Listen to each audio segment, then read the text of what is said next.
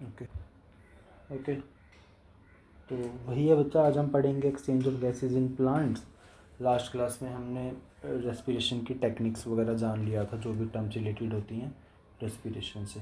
Okay, कि respiration का process क्या होता है पूरा का पूरा। अब हम जानेंगे प्लांट्स में कैसे काम करता है रेस्पिरेशन। So let's continue. तो बच्चा, हमें क्या पता है, जो हमारे प्यारे प्लांट्स हैं, हमारे प्यारे प्लांट्स, दैट प्लांट्स जो हैं उनके पास हमारी तरह नाक, फेफड़े तो लंग्स तो होते नहीं हैं, है ना। वो कैसे ब्रीथ करते हैं प्लांट्स? उनके पास नाक तो है नहीं जिससे वो अंदर लेंगे हवा को। Do not breathe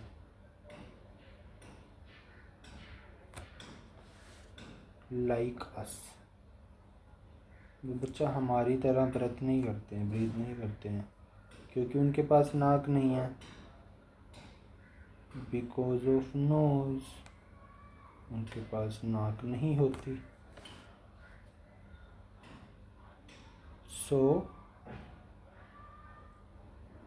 that's why they cause exchange of gases.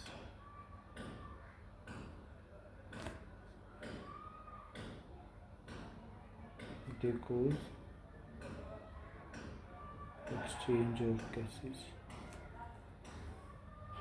कुछ नहीं है बच्चा, टर्म्स हैं अलग अलग, ठीक है। बात तो एक ही है ना, ब्रीथ करना भी तो एक्सचेंज ऑफ गैसेस करना ही होता है। पर हम जब स्पेसिफिकली प्लांट्स की बात करते हैं तो हम उसमें ब्रीथ का वर्ड यूज़ नहीं करते, ठीक है। हम एक्सचेंज ऑफ गैसेस का वर्ड यूज़ करते हैं, बस वही है, ज़्यादा डिफिकल्ट वाली बात नहीं है।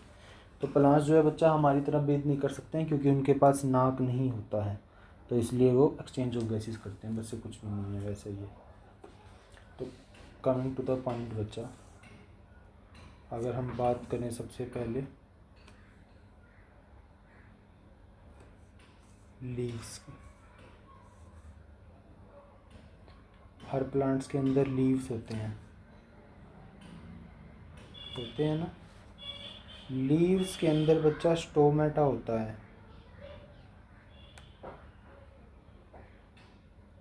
अब क्या होता है ना, स्टोमेटल पोर्स होते हैं जहाँ से वो क्या करते हैं, ब्रीथ या एक्सचेंज ऑफ गैसेज हम कह सकते हैं, वो करते हैं, ठीक है। लीव्स के अंदर स्टोमेटा, स्टोमेटा के अंदर पोर्स होते हैं। देखो बच्चा क्या होता है एक्चुअली में, मैं एक सुंदर सी ड्राइंग बनाने जा रहा हूँ। Excited about my drawing skills? Let's see. So let's draw यार।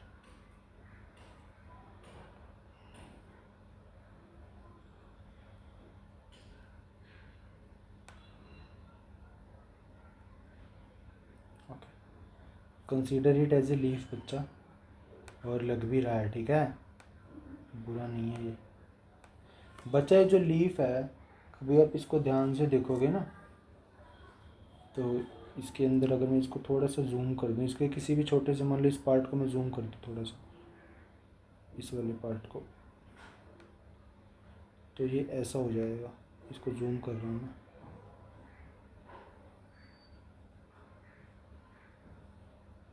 जो मतलब प्लांट की स्ट्रक्चर होती है उसके ऊपर आपको ऐसी सी लाइंस बनी हुई दिखती होंगी, ठीक है, होती है ना। ध्यान से देखोगे, जैसे मेरे हाथों में लकीरें हैं ना अंदर जो दबी हुई हैं बहुत सारी जो है, ऐसे इसके अंदर भी होती है।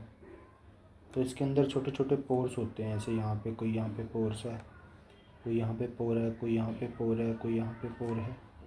इनको पोर्स बोलते हैं बच्चा, ठीक है। ये छोटी सी स्ट्रक्चर के बारे में बता रहा हूँ मैं, इतने सारे पोर्स होते हैं। ओके, तो बच्चा यहाँ से ये करते हैं, ठीक है।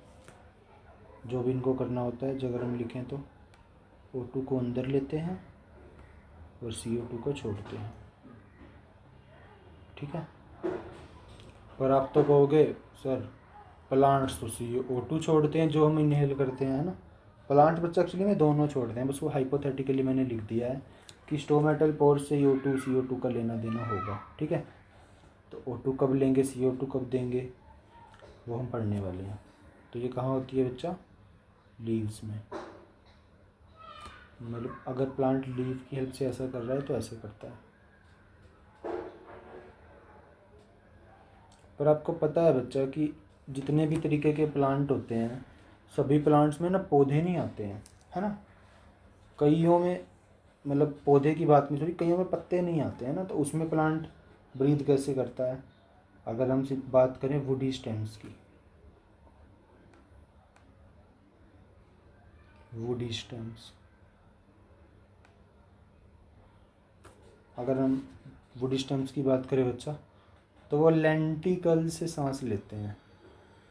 मैं क्या कहना चाह रहा हूँ बच्चा, कुछ प्लांट्स हैं जिन पे पत्ते नहीं आते हैं, तो उनके पास स्टोमेटल पोर नहीं है, तो वो ब्रीथ कैसे करते हैं। वो जनरली वुडी स्टेम्स होते हैं जिनके पत्ते नहीं आते, तो वो लेंटिकल से क्या करते हैं बच्चा, ब्रीथ करते हैं। ओके,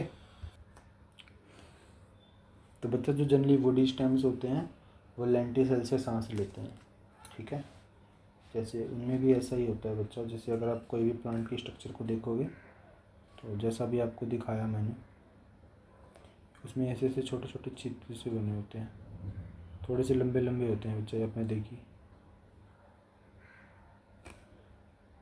देखे ही होंगे अपने वैसे वैसे पेड़, वो ये सी बात है। ऐसे ऐसे लेंटिसेल्स होते हैं, यहाँ से वो क्या लेते हैं, ब्रीथ करते हैं। स्टेम से ही अगर करना हो तो उन्हें, क्योंकि उनके पास लीफ नहीं होंगे तो स्टेम की हेल्प वहीं से करना है, ठीक है। तो ये बच्चा वुडी स्टेम्स के केस में ऐसा होता है। ओके, अब बच्चा आपने बहुत बार अपने बड़े बुजुर्गों से बात सुनी होगी कि रात को कभी भी पेड़ के नीचे मत बैठा करो, है ना। रात को, मतलब रात को कभी भी पेड़ के नीचे नहीं बैठना चाहिए। और आप पर्सनली भी ऐसे थोड़ा सा डर फील करते होगे, है ना। ऐसा नहीं है कि भूतनी कोई आएगी और आपको चिपट जाएगी और ऊपर ले जाएगी, जैसे फिल्मों में होता है ना।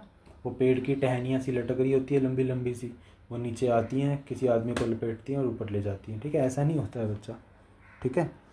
कोई रीज़न है उसका कि हमें रात को प्लांट के नीचे क्यों नहीं बैठना चाहिए, साइंटिफिक रीज़न है, तो हम उस पर पढ़ाई करते हैं, ठीक है।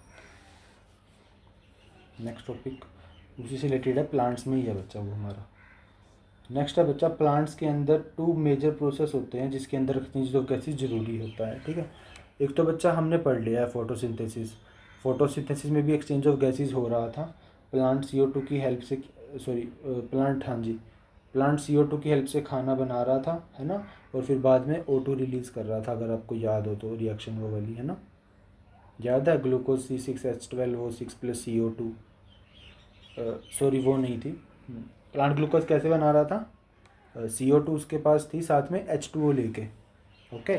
साथ में सनलाइट वगैरह की प्रेजेंस में वो क्या बना रहा था, ग्लूकोज बना रहा था, प्लस ऑक्सीजन भी बना रहा था वो। अब आपको ये रिएक्शन याद हो तो, ठीक है। Plus C6H12O2 plus 6H2O plus something O2 बना रहा था वो। तो एक तो वो होता है बच्चा एक्सचेंज ऑफ गैसेस, कुछ लेके कुछ छोड़ रहा है वो, तो दिखते हैं बच्चा। 2 मेजर प्रोसेस होते हैं जिनकी वजह से एक्सचेंज ऑफ गैसेस होता है। I am going to write that, 2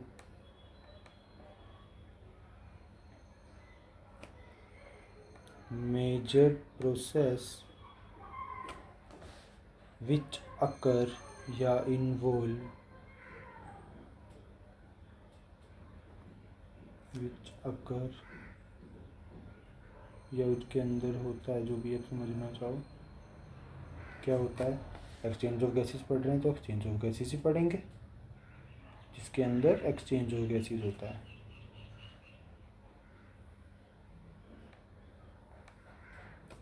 okay, in plants है, ठीक है, प्लांट्स ही पढ़ रहे हैं। तो देखो बच्चा, 2 प्रोसेस होते हैं, एक तो आप पढ़ चुके अच्छे से। एक तो होता है बच्चा हमारा फोटोसिंथेसिस, बहुत ज़रूरी चीज़ है बच्चे, ध्यान से देखना।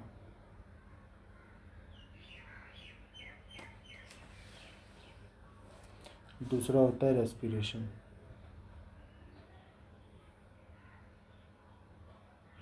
प्लांट्स दोनों कर रहे हैं ना स्टोमेटल पोर से ही, क्योंकि उनके पास कुछ लेने या छोड़ने के लिए एक ही चीज़ है, स्टोमेटा के पोर्स। बाहर से कुछ लेना है या बाहर कुछ छोड़ना है तो, ओके। अब देखो बच्चा, अब आपको एक चीज़ पता है कि फ़ोटोसिंथेसिस ना हमेशा दिन में ही हो सकती है, क्योंकि प्लांट्स को उसके लिए सनलाइट चाहिए रहती है, ठीक है। अब सांस लेना है बच्चा, अगर आप खुद को भी कंसिडर करोगे आप चाहे बैठे हो तो सांस ले रहे हो, आप डांस कर रहे हो तो सांस ले रहे हो, आप चल रहे हो तो डांस कर रहे हो, आप सोए हुए हो नींद में हो तो भी सांस ले रहे हो, है ना। हम सांस लेना कभी नहीं बंद करते हैं, 24/7 हम सांस लेते हैं, ठीक है। सेम बच्चा प्लांट्स भी करते हैं। प्लांट्स हमेशा 24 घंटे ही सांस लेते रहते हैं, क्योंकि सांस तो हमेशा लेना ज़रूरी है। पर फोटोसिंथेसिस होता है खाना खाना बनाना, जैसे भी आप समझना चाहो। तो हम भी जैसे हर टाइम खाना नहीं बनाते रहते, हर टाइम खाना नहीं खाते रहते, फिक्स टाइम है। तो प्लांट्स का ही बच्चा दिन का टाइम ही फिक्स होता है, ठीक है। ओके बच्चा, प्लांट्स के लिए दिन का टाइम। तो वही हम कह रहे थे कि फोटोसिंथेसिस जनरली दिन में होगा, रेस्पिरेशन जनरली पूरे दिन होगा, क्योंकि सांस हमेशा लेना ज़रूरी है, ठीक है। तो पहली बात तो सीख लो, जो फोटोसिंथेसिस होता है वो सिर्फ डे में होता है, क्योंकि दिन में सनलाइट भी चाहिए होती है ना बच्चों, उन्हें रात को तो मिलती नहीं है सनलाइट। और रेस्पिरेशन डे एंड नाइट दोनों में होता है।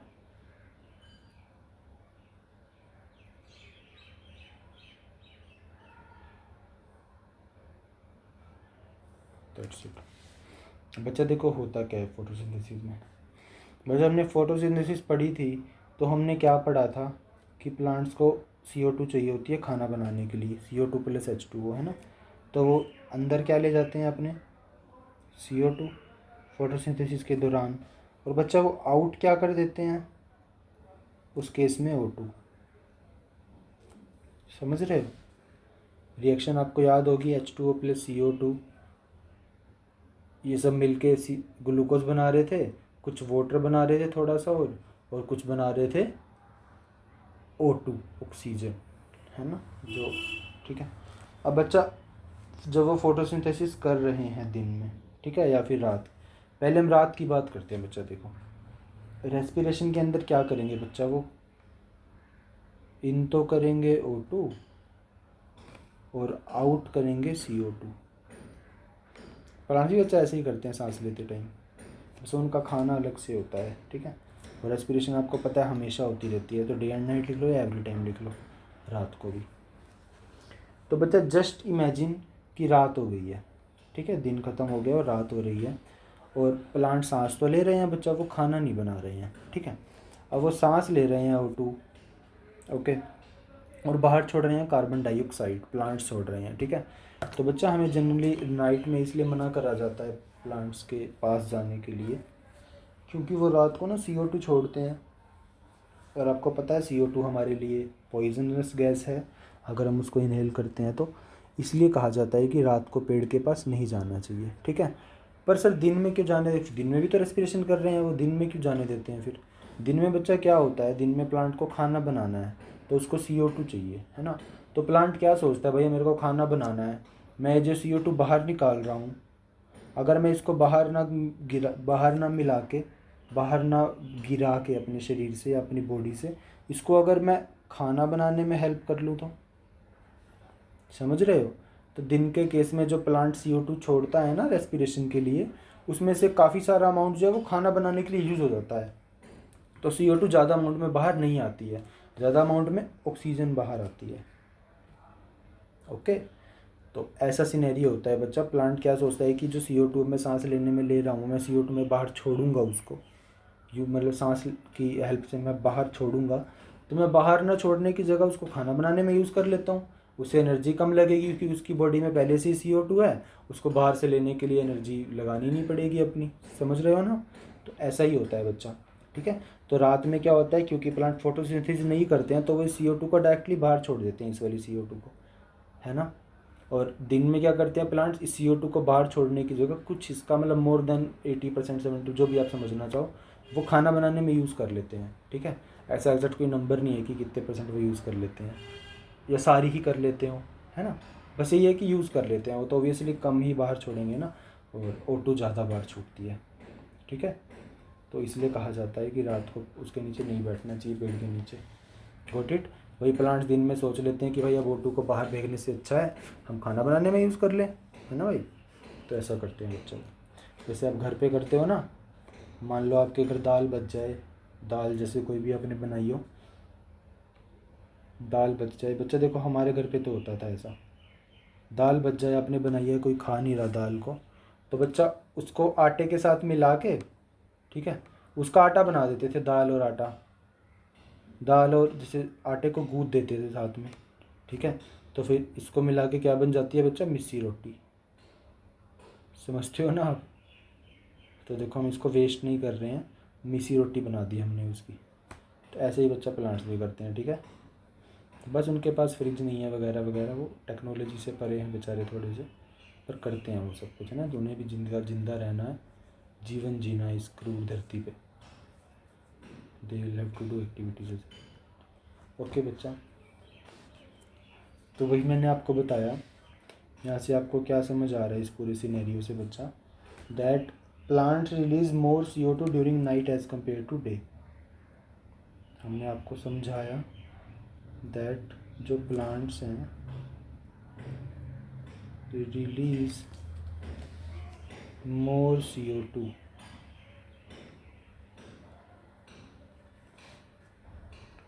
During night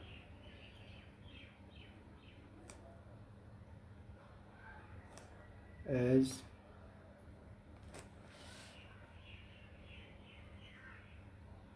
compared to day।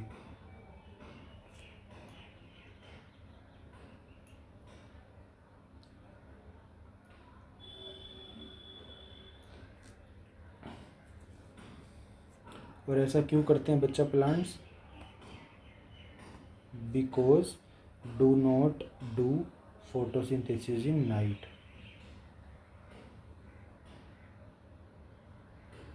Because don't photosynthesis at night.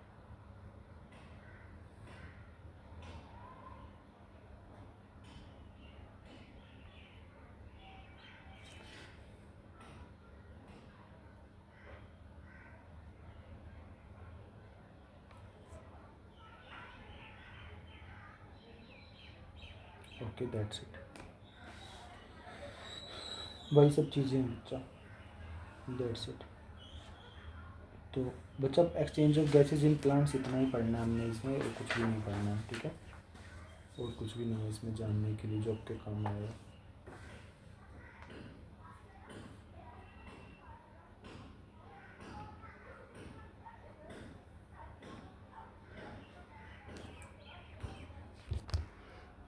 तो रेस्पिरेशन इन ह्यूमंस कैसे होगा बच्चा, या फिर रेस्पिरेशन कैसे होगा ह्यूमंस में, ठीक है, मतलब एक ही बात है।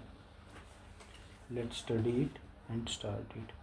बच्चा जब भी हम रेस्पिरेशन करते हैं तो कुछ हमारे बॉडी के पार्ट्स होते हैं जहाँ से हवा पास होती है, ओके। तो हम उन सब का लाइन बाय लाइन नाम लिखने वाले हैं। Passage through which, passage of air through respiratory system, हाँ।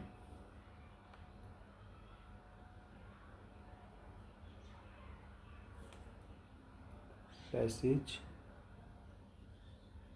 Of air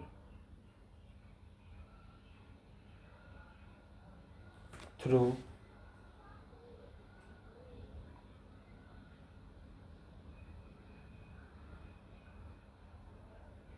respiratory system. क्या होता है बच्चा, देखो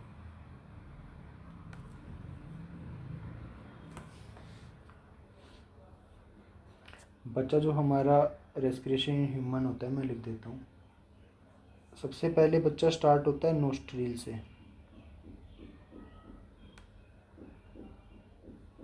नोस्ट्रिल मतलब हमारे नाक की जो बाउंड्री होती है उसको नोस्ट्रिल बोलते हैं, ठीक है। इसके बाद बच्चा वो एंटर करता है, यहाँ पे लिख देता हूँ मैं नीचे। इसके बाद बच्चा जो एयर एंटर, पहले हम नोस्ट्रिल से अंदर लेते हैं हवा, ऐसे करके देखो, आपको हवा जहाँ पे टच होती फील होगी ना अपने नाक में, ऐसे करके देखो, जहाँ पे आपको फील होगा हवा टच हो रही है उसको नोस्ट्रिल बोलते हैं बच्चा, ठीक है। इसके बाद बच्चा हवा जाती है नेसल कैविटी में, ठीक है। कैविटी होती है बच्चा खाली जगह। अब आपने देखा होगा कुछ लोगों की बुरी आदत होती है नाक में उंगली डालने की, है ना। आप में से किसी की है तो कीप इट, मतलब इम्प्रूव कर लो उसको, ठीक है। उसको बना के नहीं रखना है। तो बच्चा आप अगर अपने आग में उंगली डालोगे ना तो आपको कुछ खाली जगह सी महसूस होगी, तो उसको नेसल कैविटी बोलते हैं। कैविटी का मतलब भी क्या होता है? खाली जगह। इसके बाद बच्चा जो आवाज़ नहीं, जो हवा जाती है वो जाती है फेरिंग्स में। ओके। इसके बाद बच्चा हवा जाती है लैरिंग्स में।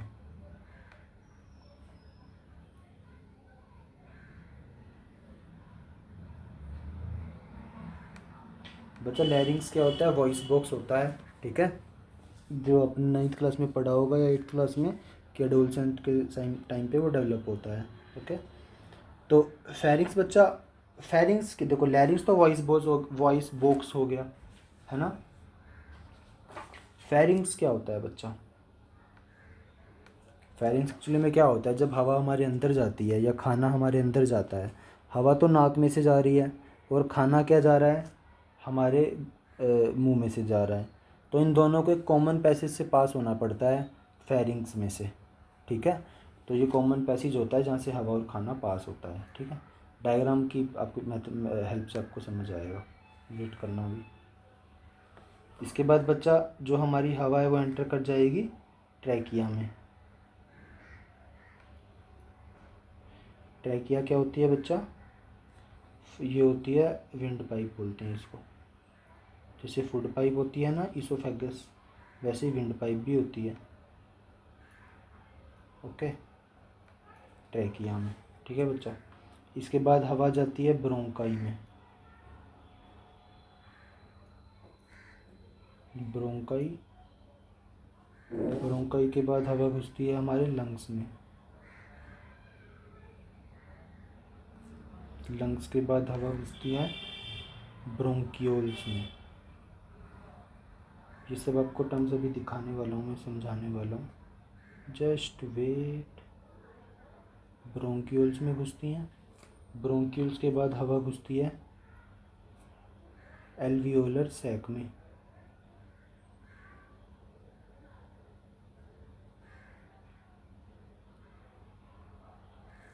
और फाइनली हवा घुस जाती है ब्लड कैपिलरीज में।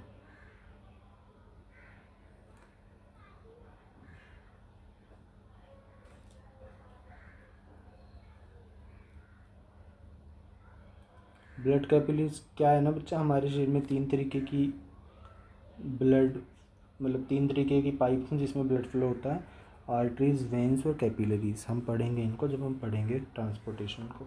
तो बस ये पैसेज भी है बच्चा, लाइन लाइन में कहाँ से पास होती है, हमें सबको ध्यान में रखना है। Okay, these are the various pathways जहाँ से सांस लेते हुए हवा पास होती है, ठीक है। फिर अभी वापस कैसे आएगी वो आपको खुद ही समझ आ जाएगा, अपने को बस जाने का देखना है, आने का हमें रास्ता याद हो जाएगा। हवा खुद इतनी इंटेलिजेंट है कि याद कर लेगी। ओके, मैं एक छोटा सा डायग्राम बना लेता हूँ ताकि आपको क्लियरिटी हो जाए थोड़ी सी।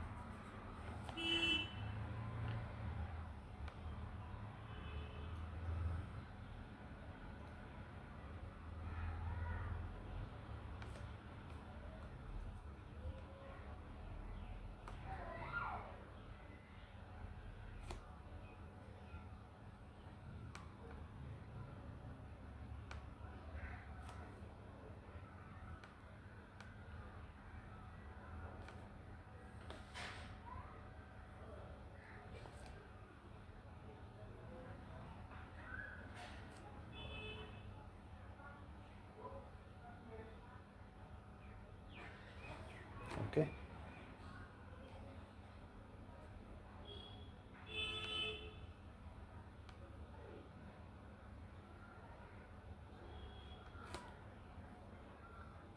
सी बच्चा, सबसे पहले जो हवा पास होती है वो कहाँ से होती है? नेसल, नोस्ट्रिल में से, उसके बाद नेसल कैविटी में से, उसके बाद फेरिंग्स में से। तो ये जो बच्चा समझ लो ये लैरिंग्स है। ओके, लैरिंग्स बनाया मैंने जिसको हम वॉइस बॉक्स भी बोलते हैं, ठीक है।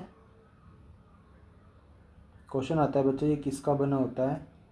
ओके, तो ये बना होता है बच्चा कार्टिलेज का, मेड ऑफ कार्टिलेज। बच्चा कार्टिलेज एक सॉफ्ट बोन होती है और कुछ भी नहीं होता। क्या होती है? Soft bone. ओके। उसके बाद बच्चा ये जो हमारा ट्रेकिया आ जाता है,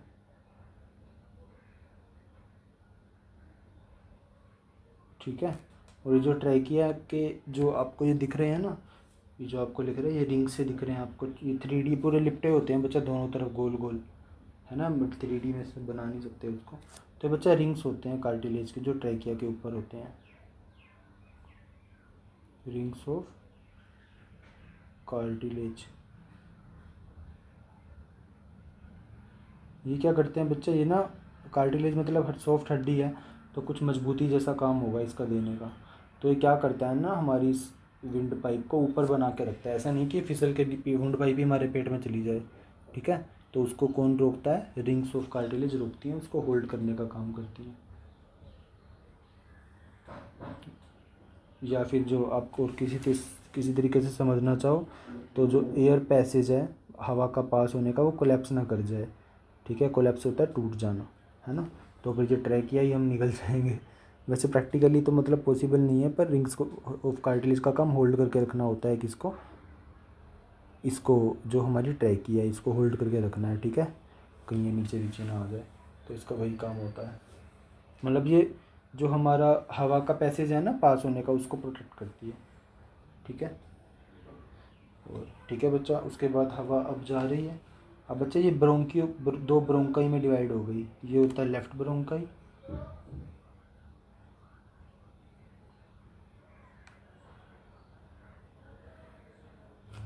और ये होता है हमारा राइट ब्रोंकाई।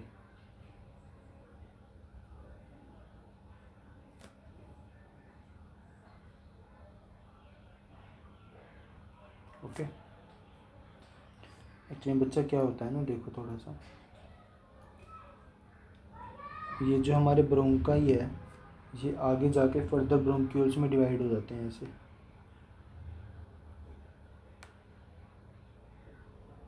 ठीक है। आगे और भी फर्दर डिवाइड होते रहेंगे ये, जैसा आपने देखा था ना उसके अंदर छोटे छोटे स्ट्रक्चर्स में डिवाइड कर रहा था वो। यहाँ पे टेक्नोलॉजी की वजह से मैं परफेक्ट डायग्राम नहीं बना पाऊँगा, पर अंडरस्टैंडेबल है बच्चों, ठीक है। तो हवा उनमें से ऐसे पास हो जाएगी, सेम चीज़ इधर होगी।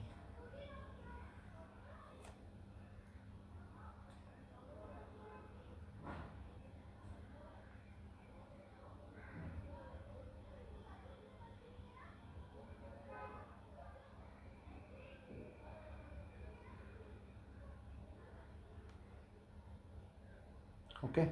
ऐसे जो है वो हवा ट्रांसफ़र होती रहेगी। Got it. तो बच्चे जो छोटे छोटे बनाए हैं ना मैंने दोबारा से, ब्रोंकाई तो देखो दो बड़े बड़े से, छोटे वालों को ब्रोंक्यूल्स बोलते हैं।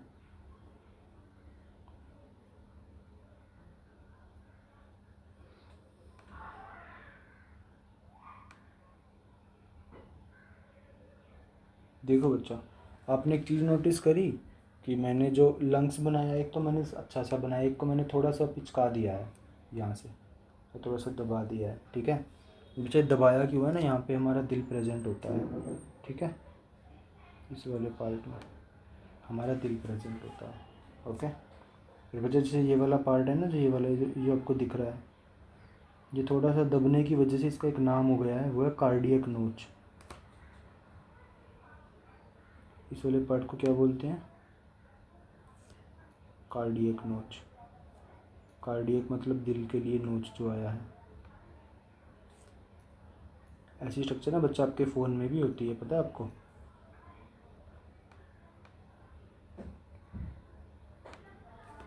कार्डियक नोच बोलते हैं इसको।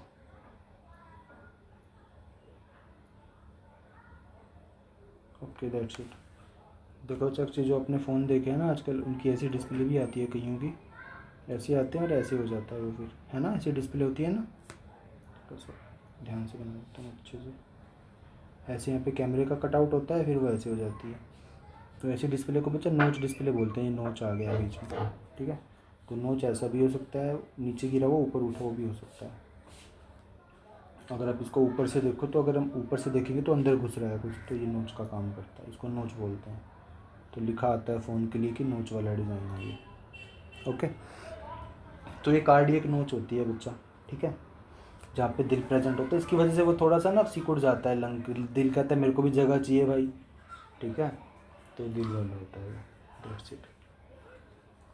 ओके, वैसे एक बात है बच्चे, यहाँ पे देखना ज़रा, हम लोगों को कहते रहते हैं कि जैसे हम अगर किसी को प्यार करते हैं, हम कहते हैं कि तू तो मेरे दिल में बसा हुआ है, वगैरह वगैरह जो भी हम बोलते हैं। तो एक्चुअली बच्चा, हम किसी में के दिल में रहने से अच्छा क्या है ना, उसके फेफड़ों में रह लें, ठीक है। एक्चुअली में क्या होता है, देखो दिल तो खुद ही बेचारा किराए की जगह पे रह रहा है ना।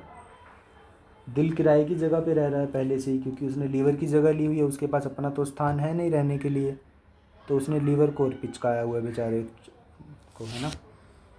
वो इसलिए कभी भी किसी के दिल में नहीं रहने का, क्योंकि दिल जो है वो हमेशा खुद ही किराए की घर पे रह रहा है, तो आपको कभी भी निकाल दिया जा सकता है वहाँ से, ठीक है। तो याद रखना है, मतलब वैसे साइंटिफिकली एक मोरल वैल्यू वाला कॉन्सेप्ट है ये, पर आपको इसको फुल्ली इग्नोर करना है। ओके, क्या हो गया भाई।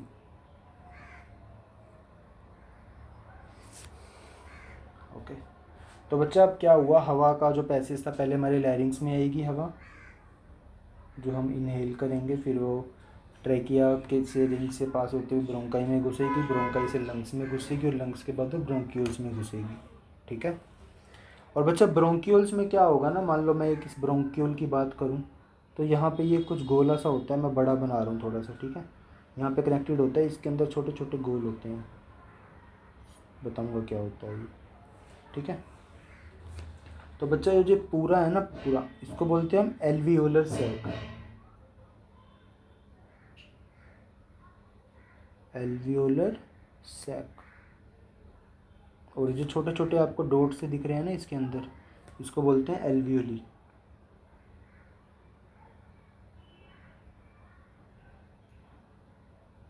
ओके, क्या है ना बच्चा, अब जो हमारी एल्वियोली है उसकी एक खासियत है कि वो बहुत ज़्यादा ब्लड वेसल से कनेक्टेड होती है, ठीक है।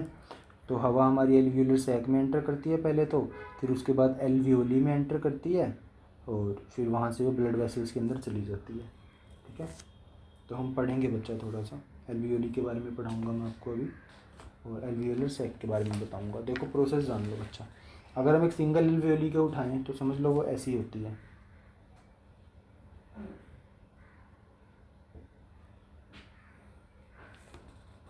ओके।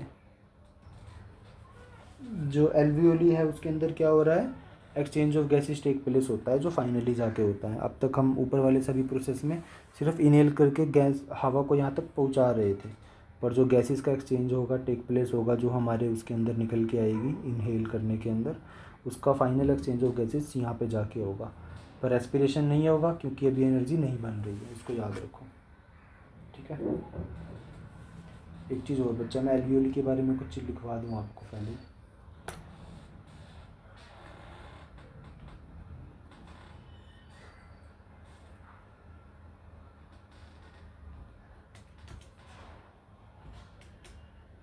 ठीक है बच्चा, मैं लिख देता हूँ, ठीक है बच्चा। भी सिंगल एल्वियोली में एक्सचेंज ऑफ गैसेस होता है, और एल्वियोली के कुछ फंक्शंस है, क्वेश्चन पूछा जा सकता है कि, ठीक है, क्या क्या होता है एल्वियोली के बारे में, तो ये आप रीज कर लेना और नोट्स में लिख लेना, फिर आपका काम आ जाएगा वो, ठीक है बच्चा। अब ना एक चीज़ और होती है, वो होती है डायफ्राम, ठीक है, डायफ्राम।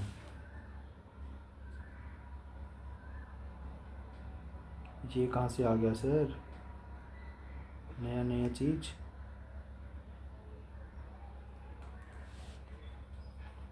स्पेलिंग गलत हो गया, PHRA होता है,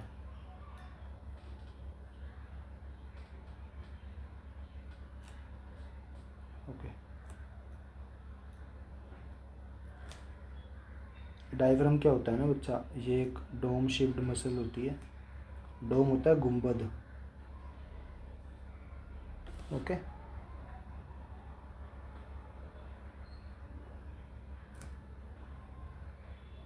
डोम शेप्ड मसल होती है जो हमारे लंग्स को सपोर्ट करती है बच्चा, इसका काम क्या होता है, to provide support to lungs.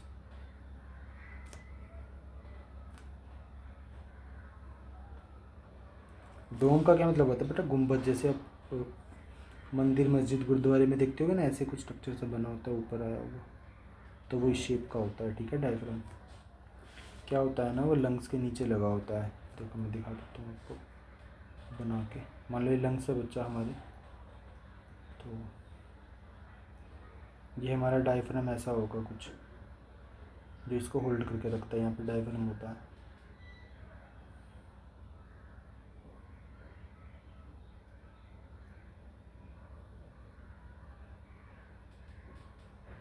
Okay, लिख देता हूँ मैं यहाँ पे।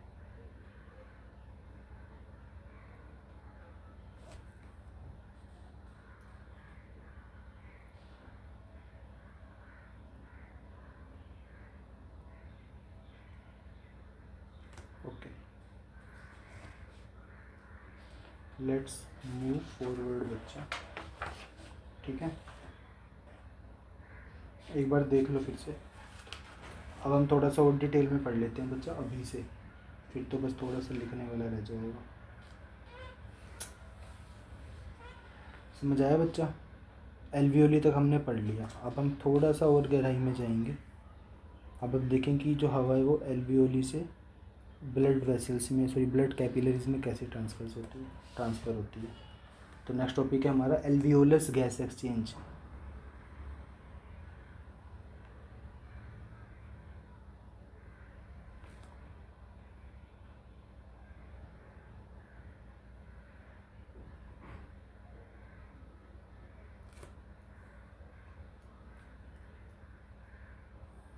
ओके, वही देखो बच्चा, एक एल्वियोली होता है जो बैलून शेप का होता है, उसके अंदर हवा जब पहुँचती है तो वो फूल जाता है। Okay, this is alveoli.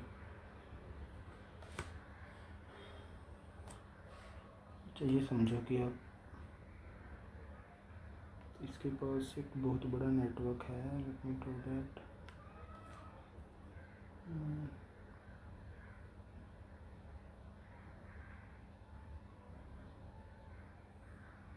यूँ समझो बच्चा, इसके नीचे कुछ ऐसी चीज़ें कनेक्टेड होती हैं इसके साथ। ये मतलब ब्लड वेन है जो इसके साथ कनेक्टेड है ना, ब्लड कैपिलरी है जो कनेक्टेड है। ठीक है, ये है हमारी ब्लड कैपिलरी।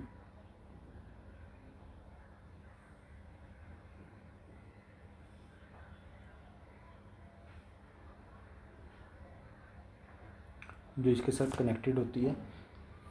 ओके,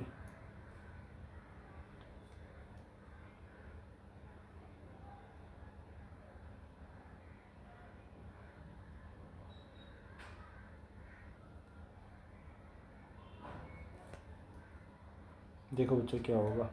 अभी जो हमारा एल्वियोली है, इसके अंदर बच्चा हम जो गैस इनहेल करेंगे वो ऑक्सीजन इनहेल करेंगे, तो इसके अंदर ऑक्सीजन पहुंच जाएगी। ठीक है, ये थोड़ा सा और मैं इसको बना देता हूँ। This no this. ये वाला पार्ट है ना बच्चा, यूँ समझ लो कि ऐसे किसी चीज़ से बना हुआ है।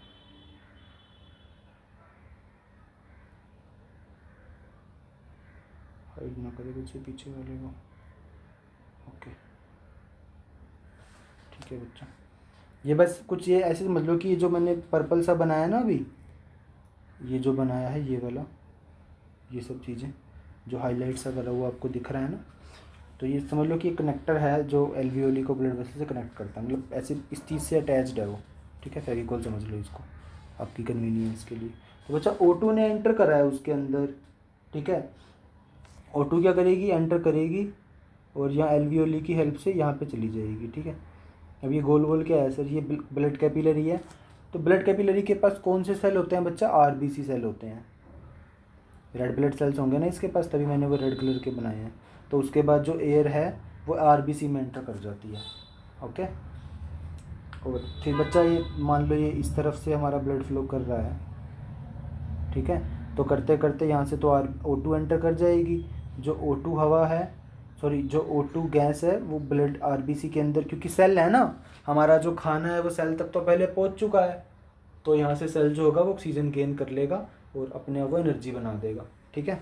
ऐसे ही घूमता घूमता पूरी बॉडी में जो वापस घूम के बच्चा जब दोबारा हवा लंग्स तक आएगी, यहाँ पे दोबारा भी आएगी ना बाद में, तो यहाँ पे आके वो क्या करेगा, जो भी उसके पास CO2 बची होगी यहाँ से CO2 वापस दे देगा। कहेगा ले भाई CO2 तेरे पास आ गई, ठीक है। अच्छा मैं CO2 को किसी और कलर से बना देता हूँ ताकि आपको समझ आए, इससे बना देता हूँ। यहाँ से क्या बच्चा CO2 वापस आ जाएगी, सारे शरीर में यूज़ करने के बाद O2 को, खाने वगैरह को, जो भी वेस्ट प्रोडक्ट होगा यहाँ बनेगा। अगर हम CO2 हमें एक्सेल करनी है ना, जो यहाँ से एक्सेल होगा वो यहीं से बाहर हो जाएगा। पहले यहाँ से ब्लड जाएगा, इस वाली साइड ब्लड जाएगा, पूरी बॉडी में घूमेगा, एनर्जी वगैरह मिलेगी अपने को, फिर जो वेस्ट होगा वो यहाँ पे आएगा, यहाँ पे आ जाएगा घूम फिर के। CO2 क्योंकि RBC में पड़ी होगी ना, CO2 यहाँ पे आके वापस से एल्वियोली में छोड़ देगा। एल्वियोली क्या करेगी, CO2 को यहाँ से बाहर निकाल देगी, ठीक है। एल्वियोली से बाहर आएगी, फिर वापस से हवा ब्रोंकियोल्स में एंटर करेगी, ब्रोंकियोल्स के बाद ब्रोंकाई में एंट्री करेगी, ब्रोंकाई के बाद विंड पाइप में, विंड पाइप के बाद नेसल पैसेज में, फिर वहाँ से सीधा बाहर हो जाएगी। समझ रहे हो, हवा भी तो हम ऐसे ही बाहर निकालते हैं, तो ऐसे बाहर भी चली जाती है वो। समझ आया बच्चा, एल्वियोलिस गैस एक्सचेंज। थोड़ा सा इसमें गहराई चीज़ हो रहा है कि RBC में क्या होता है, ठीक है। अब हवा RBC में तो एंटर कर गई है, एनर्जी कैसे मिल जाएगी हम देख लेते हैं उसको, ठीक है। अब इन RBC यार, ये RCB रेड ब्लड सेल्स है ना, RCB सॉरी गलती से निकल गया, RBC बच्चा। RBC की क्या खास बात है ना, देखो RBC का एक और नाम होता है, पहले जान लो, हालांकि मैं आपको बाद में बताऊंगा ही। RBC को हम साइंटिफिक टर्म में एरिथ्रोसाइट बोलते हैं।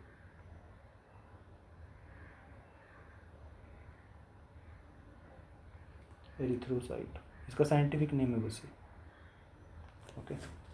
तो बच्चा रेड ब्लड सेल्स के पास एक हीमोग्लोबिन होता है ना। हीमोग्लोबिन क्या होता है, पिगमेंट होता है जो खून को रेड कलर प्रोवाइड करता है। तो मैं यहाँ पे ड्रॉ कर देता हूँ आपके लिए उसको भी, ये समझ लो हीमोग्लोबिन है, रेड कलर पिगमेंट है हमारा, जिसके पास भर भर के रेड कलर है।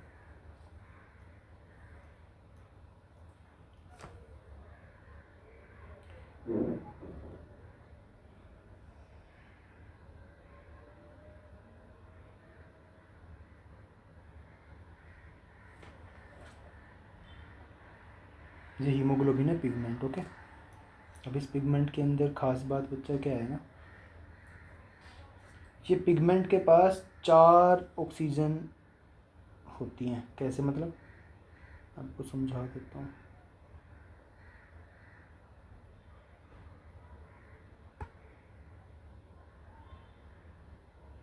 तो गलत बन गया थोड़ा सा, अब इसको इरेज भी नहीं कर सकते।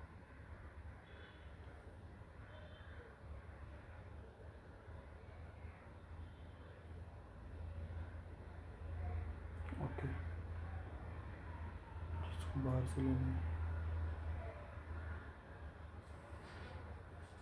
नहीं यार, अंदर से ही लेना है, ओके। ऐसे होता है बच्चा ये, ठीक है। तो इसके पास 4 O2 के मोलिक्यूल्स होते हैं। O2, यहाँ भी O2 होता है, यहाँ भी O2 होता है और यहाँ भी O2 होता है। ये हमारा हीमोग्लोबिन है।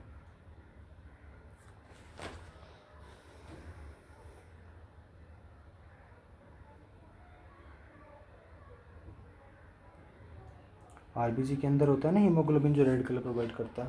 तो RBC के बाद जो हीमोग्लोबिन है, RBC के अंदर हीमोग्लोबिन होता है, तो हमारी जो O2 है वहाँ चली जाती है, ऐसे बन जाती है वो, ठीक है,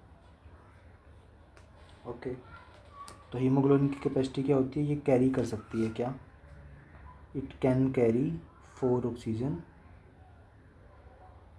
it can carry 4 O2 atoms, 4 O2 के एटम्स को होल्ड कर सकती है ये। सॉरी एटम्स नहीं होगा, मोलिक्यूल हो जाएगा।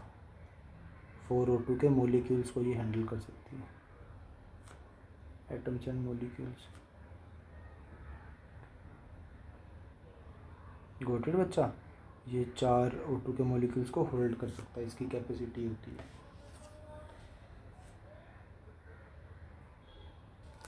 ठीक है। तो क्या होता है बच्चा, RBC के अंदर हीमोग्लोबिन होता है, ठीक है। अब हीमोग्लोबिन के अंदर क्या खास बात होती है, आरबीसी की बात करते हैं। आरबीसी के अंदर as it contain haemoglobin, H B से लिख रहा हूँ बच्चा मैं उसको, ठीक है, ऐसे ही लिखते हैं और उसको सिंबल होता है उसका। ये हीमोग्लोबिन की क्या होता है बच्चा, ये आयरन कंटेनिंग पिगमेंट होता है, इसके अंदर आयरन होता है थोड़ा सा, इस पिगमेंट के अंदर आयरन। आपने कभी बच्चा, अगर आपको चोट लगी हो और आपने अपने खून को टेस्ट किया हो, है ना, तो उसके अंदर वैसा ही टेस्ट आता है जो शायद आपको, अगर आपने आयरन की किसी चीज़ को भी गलती से जीभ लगाया है तो कभी ट्राई करना बच्चा। हल्का सा ना एसिडिटी, आई डोंट नो वो मैं कैसे उसको बताऊं वर्ड्स में, पर सेम टेस्ट आएगा आपको खून के अंदर भी और लोहे को जब आप चाटोगे तब भी, ठीक है, मतलब करना मत ऐसे, ठीक है, हाइपोथेटिकली बोल रहा हूँ मैं, अगर आपने बचपन में किया है तो, ठीक है। तो आयरन के अंदर एक, आई डोंट नो मैं आपको कैसे रिप्रेजेंट करूँ, एक तीखा तीखापन आता है, लाइट लाइट तीखा तीखापन सा, अगर आपने करा है तो सेम ब्लड में से भी आता है, लाइट लाइट फील होगा अगर आप उसको रियलाइज़ करो तो हीमोग्लोबिन की वजह से होता है क्योंकि उसके अंदर आयरन होता है। Contain haemoglobin of, red colour होता है जो हमें पता है।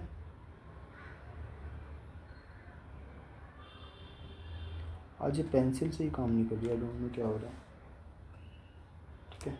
तो बच्चा हीमोग्लोबिन का क्या काम होता है ना, ये O2 के साथ जुड़ा होता है या फिर इसके पास 4 मॉलिक्यूल्स होते हैं, binds with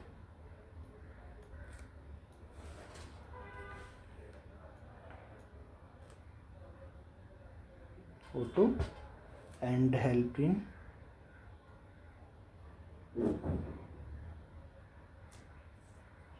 transport of O2।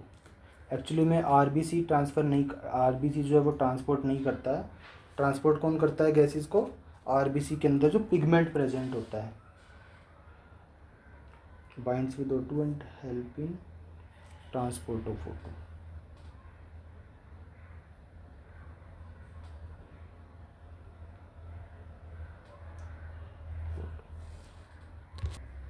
एक चीज़ और याद रखो बच्चा, जैसे हमारी बॉडी में O2 डायरेक्ट ट्रांसपोर्ट हो रहा है ना, O2 डायरेक्ट हो रहा है ना।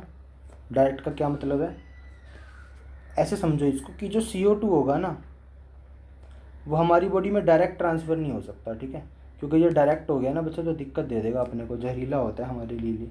तो CO2 इस ट्रांसपोर्ट जो होता है ना हमारी बॉडी में, ट्रांसपोर्ट मतलब जो ब्लड वेसल्स में ट्रैवल कर रहा होता है, तो ये एग्जैक्ट CO2 की फॉर्म में नहीं होता है,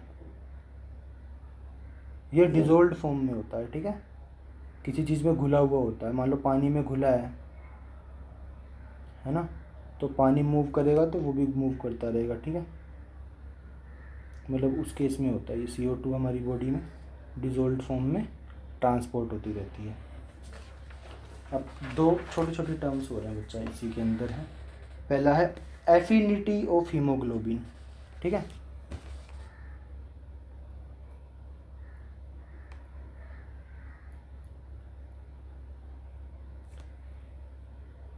एफिनिटी ऑफ हीमोग्लोबिन।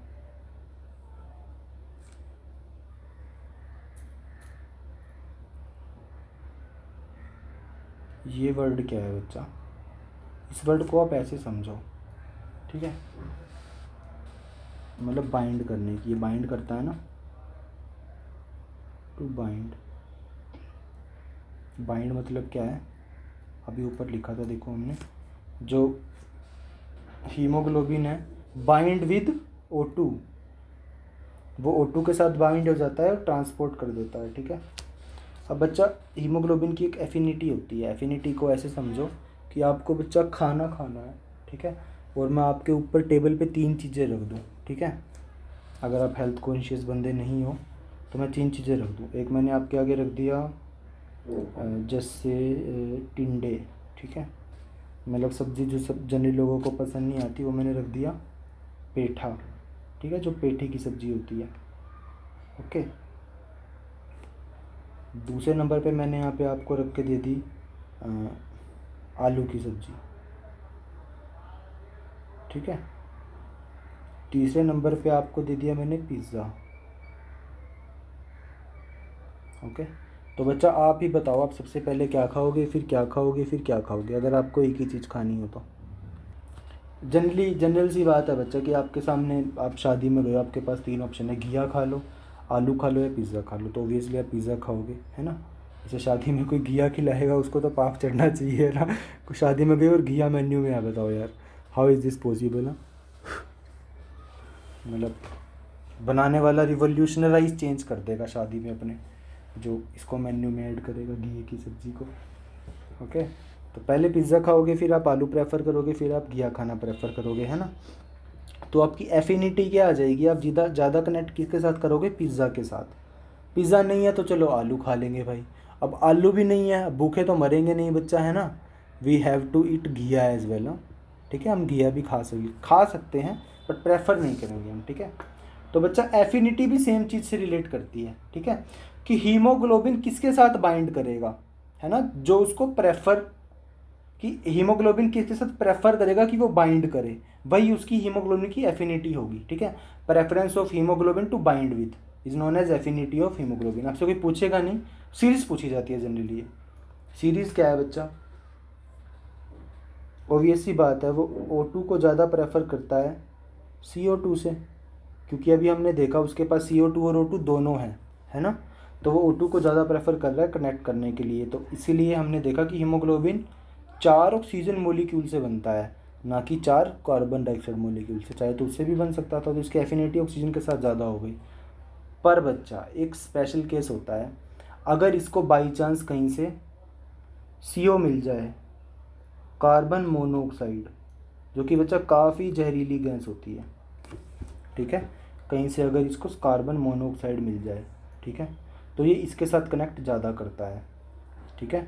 तो एफिनिटी ऑफ हीमोग्लोबिन क्या है कि वो सबसे पहले इसके साथ कनेक्ट होगा, अगर ये नहीं है तो इसके साथ, और ये नहीं है तो इसके साथ, ठीक है। तो मेजरली आपको ध्यान रखना चाहिए हीमोग्लोबिन के साथ कि वो जनरली ऑक्सीजन के साथ ही कनेक्ट होता है। जिस दिन वो इनके साथ हो गया ना बच्चा कनेक्ट, बस गड़बड़ हो जानी है, उस दिन सत्यानाश विनाश हो जाएगा धरती का। होगा भी नहीं, हालांकि कर सकता है, उसकी एफिनिटी है वो, पर जनरली होता नहीं है, क्योंकि बच्चा देखो उसको तो ट्रांसपोर्ट करना ही करना है, उसके पास आयरन है, उसको चाहिए। तो अगर कार्बन मोनोऑक्साइड मिल जाए तो भी दिक्कत हो जाती है। जैसे जनरली जब हम वो करते हैं ना, जब जहरीली गैस को कभी अंदर ले लेते हैं, तो जो वो है ना हीमोग्लोबिन, वो इसके साथ कंबाइन हो जाता है कार्बन मोनोऑक्साइड के साथ, फिर बच्चा आपको पता है क्या होता है, हम भगवान को प्यारे हो जाते हैं, सीधा हमारी नेक्स्ट मीटिंग चुड़ैलों के साथ फिक्स हो जाती है नर्क में, है ना। तो बच्चा इसके अंदर एक टर्म और आती है, वो है residual volume.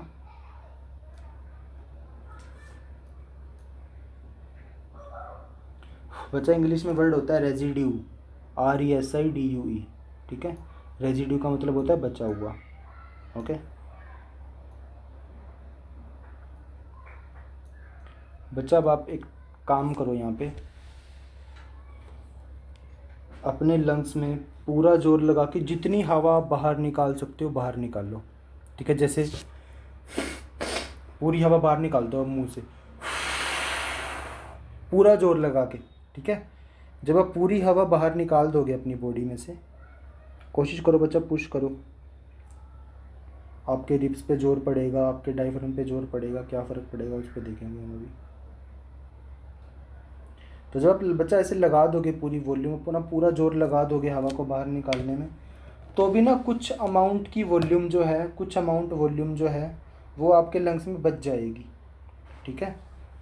Volume remained after forceful acceleration, जब हम पूरा जोर लगा के एक्सेल कर देते हैं फिर भी कुछ वॉल्यूम लंग्स के अंदर हवा की बच जाती है, ठीक है, तो उसको रेजिडुअल वॉल्यूम बोलते हैं। तो लिख देता हूँ मैं यहाँ पे, volume of air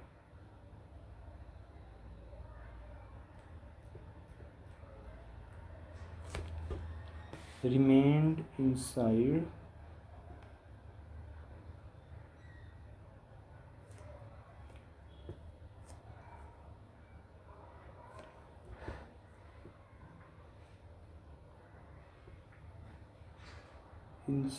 lungs after forceful exhalation, जब हम फोर्सफुल एक्सहेलेशन कर देते हैं।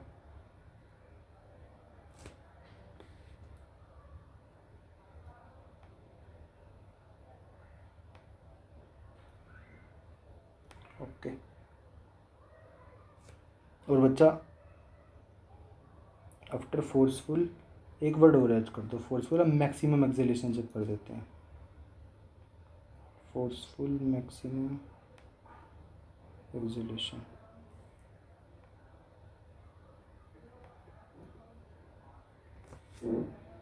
ओके बच्चा, यही होता है। एक छोटी सी चीज़ और जान लो बच्चा, जब हम सांस को अंदर लेते हैं अपनी बॉडी में तो हमारे लंग्स का साइज एक्सपैंड हो जाता है ना, ऑब्वियसली एक्सपैंड हो जाता है ना। तो बच्चा हमारा जो डायफ्राम है ना नीचे, जैसे अगर मैं डायफ्राम, कहाँ पढ़ा था हमने डायफ्राम, ये रहा बच्चा, इसमें एक छोटा सा पॉइंट और ऐड करते हैं वाले हैं।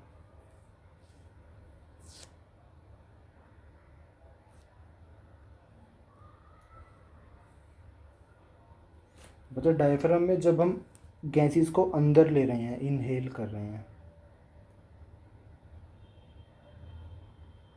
इसके लिए कोड भी यूज होता है बच्चा, इनहेल के लिए वो होता है इंस्पिरेशन, ठीक है, इंस्पायरेशन, ठीक है। रेस्पिरेशन समझते हो, है ना, समझते हो। इन ऐसे इंस्पायरेशन होता है और एक्सपायरेशन होता है। इंस्पायरेशन मतलब इनहेल करना ही होता है, टर्म से कंफ्यूज मत हो जाना। और एक्सपायरेशन क्या होता है, एक्सहेल करना। तो बच्चा जब हम सांस को अंदर लेते हैं तो हमारे लंग्स का साइड एक्सपैंड हो जाता है ना, और एक्सहेलेशन, उससे डायफ्राम पे क्या फ़र्क पड़ता है ये हम पढ़ रहे हैं, एक्सहेल। बच्चा जब हम हवा को इनहेल करते हैं तो हमारे लंग्स का साइड बढ़ जाता है ना, ऐसे ऐसे हो जाते हैं, मतलब बढ़ जाते हैं हमारे लंग्स। तो क्या होता है बच्चा, हमारा डायफ्राम ना इस शेप का होता है, देखो जनरली वो डोम शेप का, है ना। तो जब बच्चा हमारे लंग्स का साइज़ बढ़ेगा ऊपर से, है ना, तो ये नीचे जाएगा, तो ये बच्चा थोड़ा सा स्ट्रेट हो जाएगा एकदम, ठीक है, एकदम स्ट्रेट हो जाएगा। और एक्सहेल के टाइम पे ये ऐसी ऐसी शेप ले लेता है। बस यही बताना था, समझे।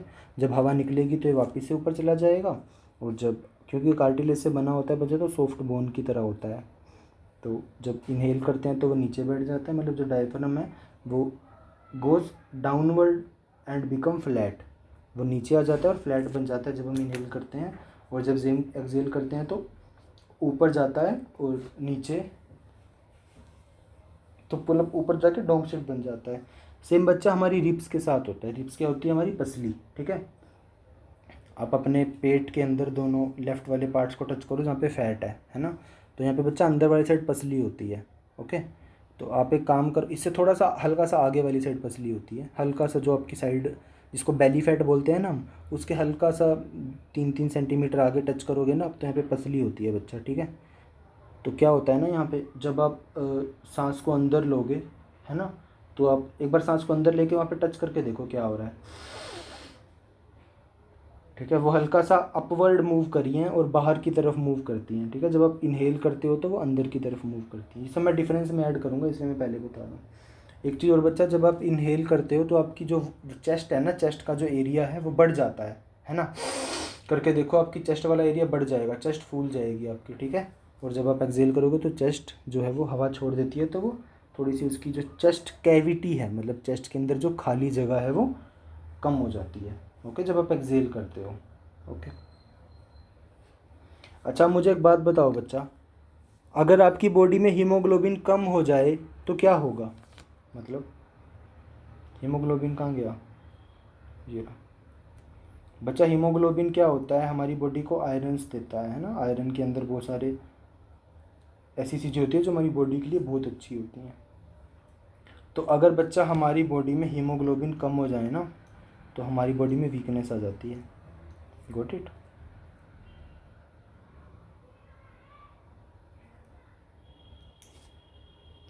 हमारी बॉडी में अगर हीमोग्लोबिन कम हो जाएगा तो उसकी वजह से जो वीकनेस है वो हमें ज़्यादा फील होगी, ओके। क्यों होता है बच्चा, देखो यार, हीमोग्लोबिन ऑक्सीजन को कैरी करता है। अगर हीमोग्लोबिन कम होगा तो कम ऑक्सीजन को कैरी कर पाएगा, वो ऑक्सीजन कम कैरी हो रही है, और ग्लूकोज तो पड़ा है सेल्स में, तो ऑक्सीजन कम है, तो जितनी ऑक्सीजन कम है उतना ही कम खाना टूटेगा, उतनी ही कम एनर्जी मिलेगी। एनर्जी नहीं है तो वीकनेस ही आएगी बच्चा। समझ आ रही है ना आपको। बस अब छोटा सा टॉपिक बचा है, acceleration of gases in fishes, ठीक है, या फिर exchange of gases in fishes. बस 5 मिनट का है ये, फिर आपकी छुट्टी।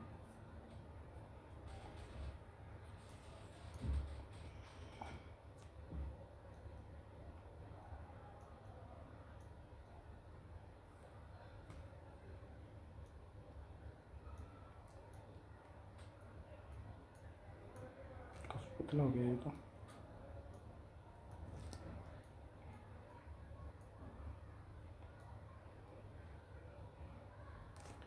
Exchange of gases, sorry GASS आता है बच्चा, सिंगल ही आता है यार, डबल क्यों आता है यार। मैं स्पेलिंग याद करने में बहुत बुरा हूँ, आई डोंट नो वाई।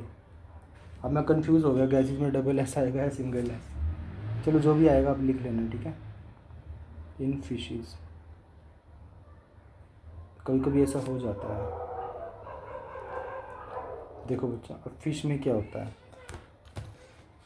पौधों के पास टोमेटा है, इंसानों के पास क्या है, नाक है, ठीक है।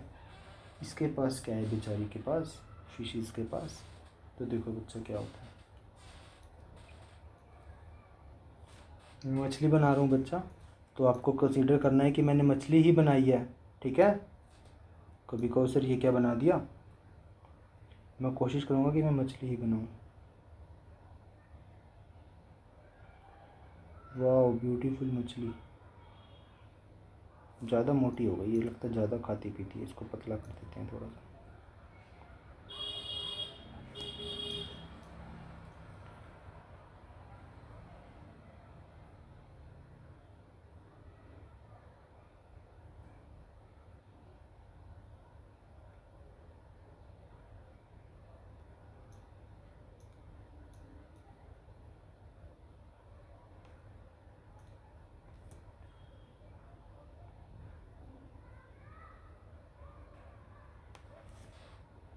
ओके,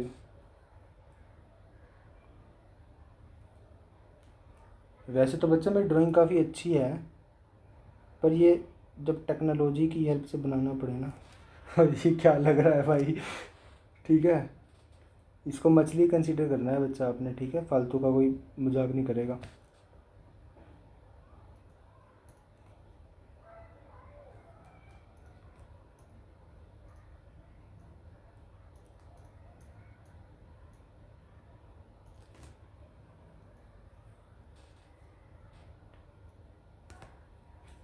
ओके, और यहाँ कुछ ऐसा स्ट्रक्चर होता है, और ये ऐसे, ये ऐसे, ये ऐसे, ये ऐसे, ये ऐसे, ये ऐसे, ये ऐसे, ठीक है। मतलब थोड़ा सा मुंह इसका बेचारी खोखवर्ड बन गया है, कोशिश करते हैं थोड़ा सा इसका मुंह इम्प्रूव करने की। टाइम ख़राब होता है यार इसी। बच्चा मछली के केस में क्या होता है, बच्चा मछली के पास क्या होते हैं, गिल्स होते हैं, है ना, एक्स्ट्रा चीज़ होती है इसके पास, गिल्स। तो ये बच्चा इनहेल वाल टाइम वाले की कहानी है जो लेफ्ट में है, ये जब मछली इनहेल करेगी और यहाँ पे जब मछली एक्सहेल करेगी।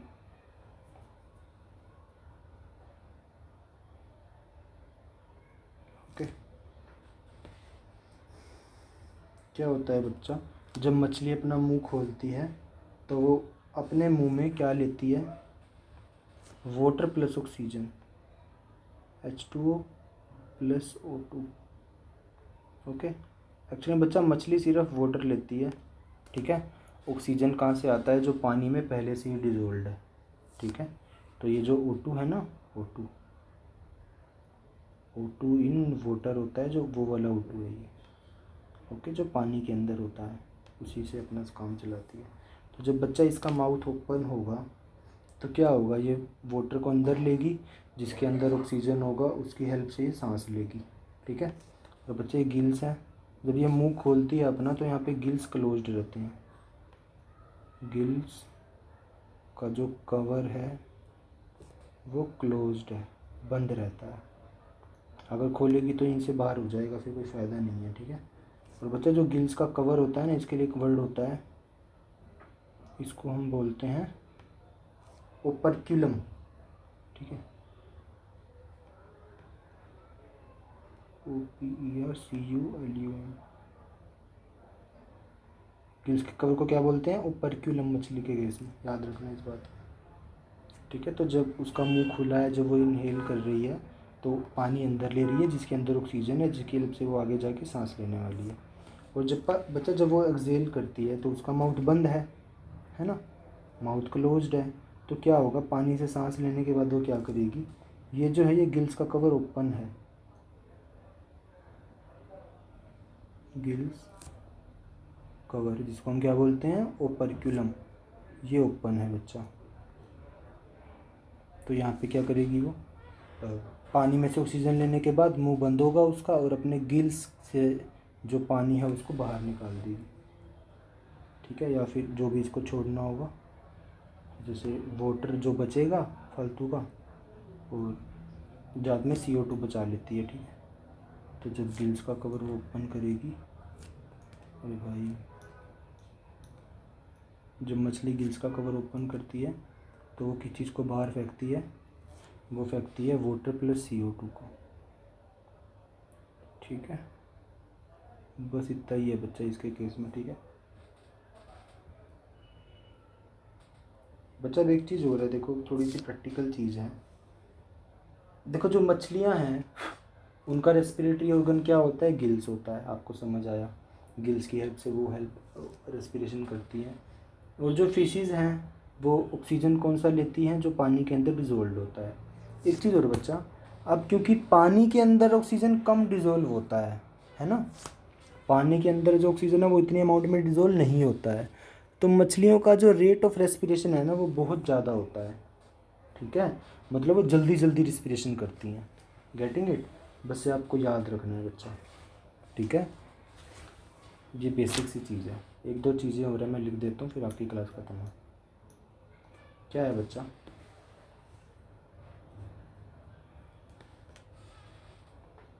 बच्चा जो मेंढक होता है, मेंढक,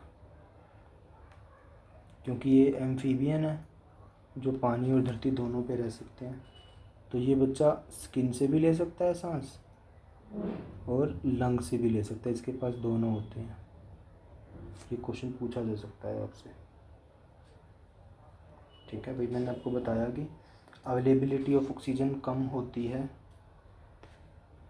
एक्वेटिक एनवायरनमेंट में, तो breathing rate of aquatic organism faster होता है। मैं लिख देता हूँ यहाँ पे, since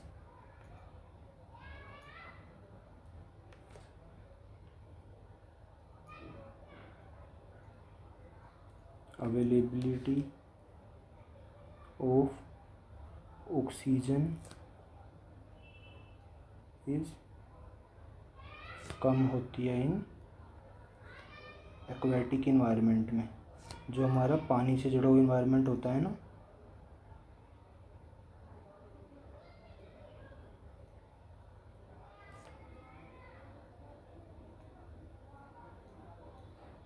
since availability of water is less in aquatic environment, तो इसकी वजह से क्या होता है, ब्रीदिंग रेट ज़्यादा होता है इनका।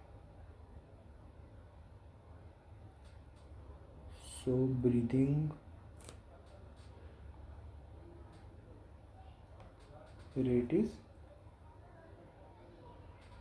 Faster in aquatic animals, aquatic animals या ऑर्गेनिजम्स, जो भी आपको ऑर्गेनिज्म कह देते हैं।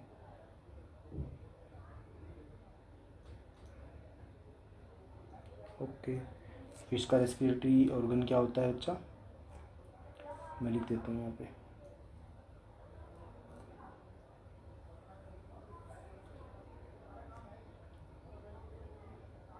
फिश का जो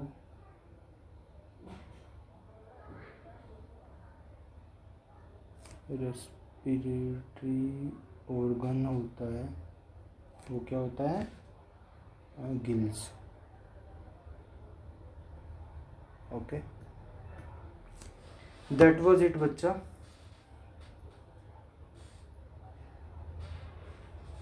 अच्छा अच्छा एक चीज़ छोटी सी हो रहा है बच्चा, वो है इंसेक्ट्स के बारे में। ठीक है, जो कीड़े मकोड़े होते हैं ना छोटे छोटे, वो कैसे करते हैं? कुछ भी नहीं है इसके अंदर। इंसेक्ट्स के पास एक सिस्टम होता है, ये आप कैसे कैसे जान लो आप, छोटी सी बात है जो आप हायर क्लास में पढ़ोगे जाके। इंसेक्ट्स के अंदर क्या होता है, सिस्टम होता है, स्पाइरेकल्स होते हैं, SPIRACLES,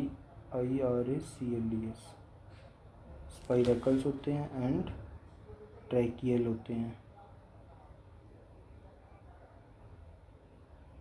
which is used for taking in oxygen.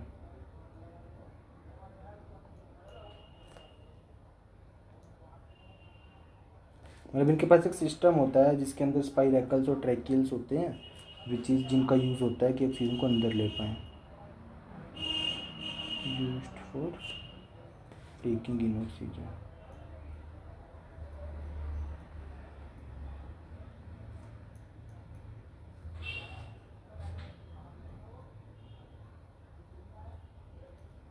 Okay, that was it बच्चा, रेस्पिरेशन हमारा ख़त्म।